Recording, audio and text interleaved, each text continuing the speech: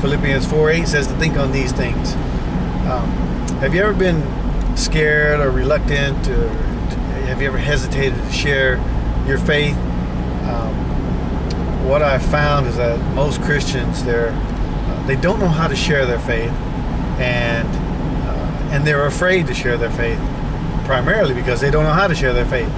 And so those are the two biggest reasons why I know people don't know how to share their faith in Jesus Christ or the gospel, because of ignorance and fear. Ignorance means you don't know how. Fear means you're afraid.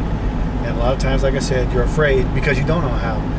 And the reason I know this, because over the years, oh my goodness, I've met a lot of Christians who did not know why they were Christians. Young and old, black and white, it doesn't matter. One of the things I used to do, I haven't done this in years, but I've done this to maybe 7, 8, maybe 1,000 people. I would walk into an office and I would find out that they're a Christian. It's on their screensaver, or there's a Bible on their desk, or they have a Christian bumper sticker, whatever. I would find out that they were a Christian, and they wouldn't know that I was a Christian. And immediately, I would take on this role. I'd do some role playing, unbeknownst to them. I would take on do some role playing with them, and I would become the biggest atheist you'd ever want to see. I was hostile and angry and whatnot. And I would approach them. I said, "You can't have that Bible in here. You're forcing your faith on me." And I'm telling you, out of these 700, 800 Christians, whatever, they all backed up. They would just, like, I'd catch them off guard. And I'd look at them and say, "So, you really believe what's written in that book? Why do you believe what's written in that book? And are you telling me that, tell me I'm a sinner. Look me in the eyes and just tell me to my face that I'm a sinner." And then I'd really get rough with them, and just rough them up a little bit. And I'd tell them, wait a minute. You guys are the people that believe that if I don't believe what you believe, that I'm going to hell. Look at me. Look me in the eye. Tell me I'm going to hell. I dare you. I dare you. Tell me I'm going to hell. And I kid you not, out of all of these people that I shared this faith, this role playing with, only four could share their faith and defend their faith, and they turned it around on me. And two of them, I think, were pastors. A couple of them were ministers, and they would turn that thing around on me, and they would come at me direct and confident and bold, and they were right on point.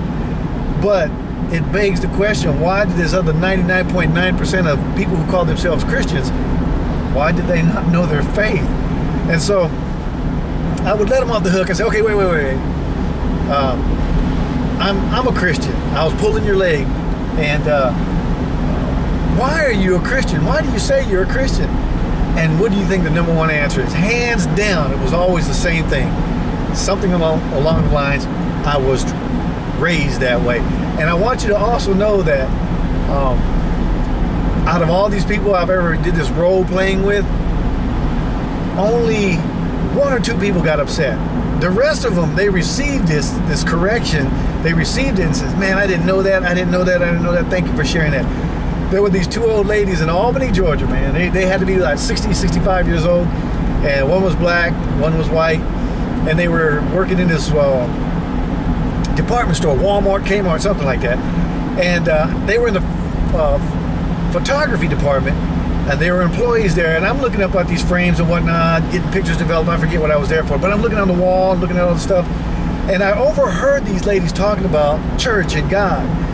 And so I said, well, let me see, do some role playing here. So I said, excuse me, did I overhear you guys say that you're Christians? And they both of them said, well, yes, we are. And I said, how long have you been a Christian? And they bragged about it. They said, well, born and raised in the church. I've been a Christian all my life. And I said, oh, this is so good because I've heard about this Jesus stuff. Can you tell me about this Jesus stuff?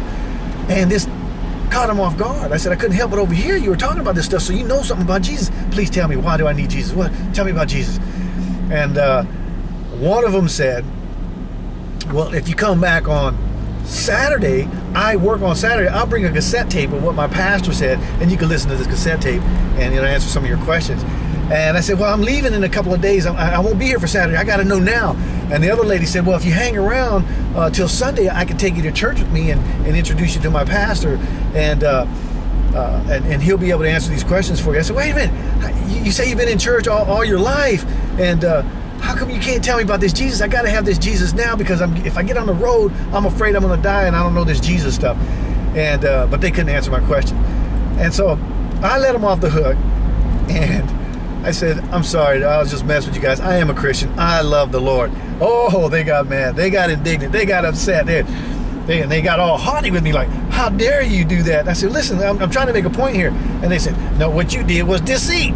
Are you sure you're a Christian? That was deceitful. You're pulling our leg and giving us the runaround.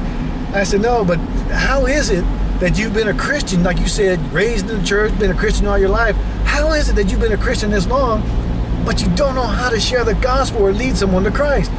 And they wouldn't hear it. They just shut me down. They were mad. And hey, what's the moral of that story? So anyway, the other people that are really, really receptive, like I said, a lot of people, when I do the role playing and I let them off the hook, they're very nice about it, and they'll say, I'll explain the faith to them in like 2 to 5 minutes, and they'll say, wow, that makes it so plain. Oh, that makes it so easy.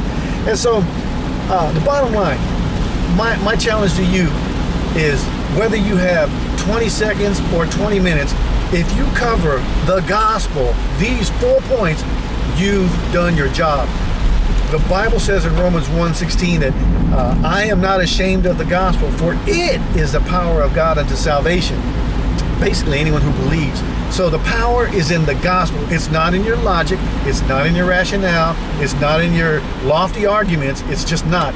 It's in them 4 points. If you share the gospel in them 4 points, you see people's countenances change, and then they kind of get to a point where I need this Jesus. I got to have this Jesus. And so I've actually shared the gospel with some Japanese, and when you share it very, very effectively, and you're just being led by the Spirit and sharing these points effectively, one young lady, as God is my witness, it took her breath away. It hit her. Revelation hit her, and she went, I understand.